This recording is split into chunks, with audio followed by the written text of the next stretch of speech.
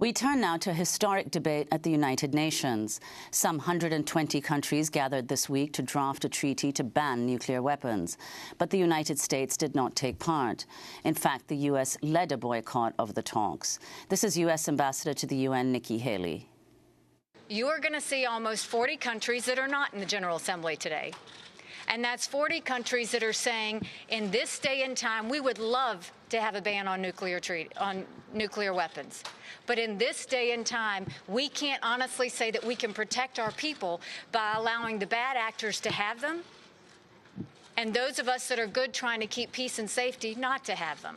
U.S. Ambassador to the UN, Nikki Haley, was joined by envoys from Britain, France, South Korea and other nations in opposing the UN talks on a nuclear weapons ban treaty. Russia and China have also declined to participate in the conference.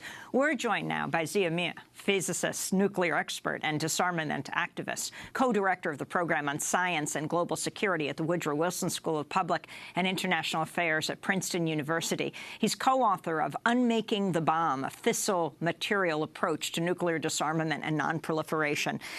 What's happening here? Why is the U.S. leading this boycott? The news is not that the U.S. is leading a boycott. We knew the United States wasn't going to participate and that it's been trying to force its nuclear NATO allies also to not participate. The news here is that after 70 years, the vast majority of countries in the world have decided they've had enough of waiting for the United States and the other countries with nuclear weapons to keep their promise that they would get rid of nuclear weapons and said, enough is enough. We are now going to create an international treaty that will ban nuclear weapons, and you are going to be nuclear outlaws, and you're going to have to deal with this new reality. So how did these nations come together now?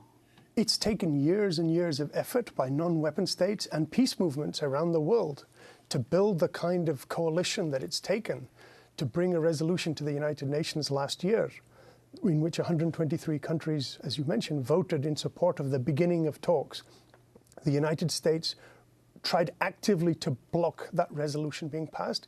It actually sent a classified memo to all of the NATO allies the U.S. protects with its nuclear weapons, saying, don't support this resolution at the United Nations, and if the resolution passes, don't go or else.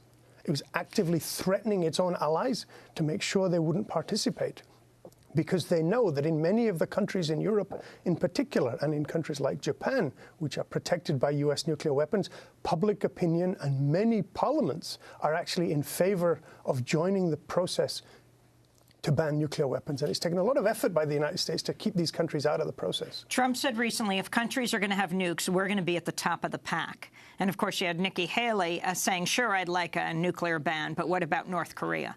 Your response, what has to happen? Well, you can't wait for the worst actors in the world before you pass laws about what's right and wrong.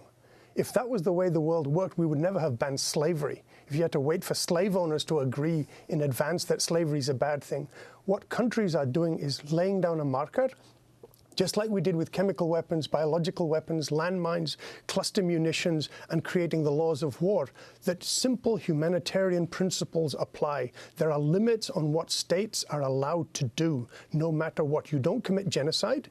You don't use chemical weapons, biological weapons, and you shouldn't use nuclear weapons. And we're going to pass a law that says having nuclear weapons and threatening to use nuclear weapons and using nuclear weapons is forbidden under international law. And if you're going to keep your weapons, then you are going to be on the outside of what the international community considers is acceptable. What about other nuclear weapon states, India, Pakistan, and so on? Did they issue any statement about why they wouldn't participate? They haven't said why they wouldn't participate, but what happened when the UN was passing the resolution at the end of last year, which the US tried to block, was that China and India and Pakistan abstained. They didn't vote no, unlike the United States and Russia and Britain and so on. And there was a possibility that at some stage in the future, they might actually think about joining the negotiations, even if they're not ready right now to sign the treaty, because it's hard to imagine that countries like China, which have 250 nuclear weapons, are going to agree on a process to ban nuclear weapons, where the United States, which has 7,000 nuclear weapons, is going to sit outside this treaty. President Trump has proposed slashing the budgets of the NIH, the National Institutes of Health. At the same time, proposed boosting federal spending on the production of nuclear weapons by more than $1 billion. Your final response? Well, the Trump administration's plan to increase spending on nuclear weapons is perfectly consistent with what President Obama's administration was also doing, which was increasing spending on nuclear weapons.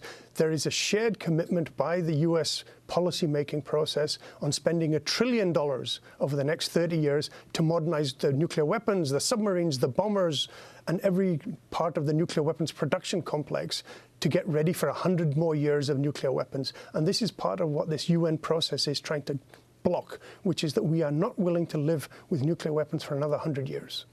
We're going to ask you to stay with us. We'll do part 2 of our conversation and post it online as a web exclusive at democracynow.org. Zia Mian, physicist, nuclear expert, and disarmament activist, co-director of the Program on Science and Global Security at the Woodrow Wilson School of Public International Affairs at Princeton University. And he's author of the book on Making the Bomb, a fissile material approach to nuclear disarmament and nonproliferation. That does it for our broadcast. Full-time news production fellow, I'm Amy Goodman with Nermeen Sheikh.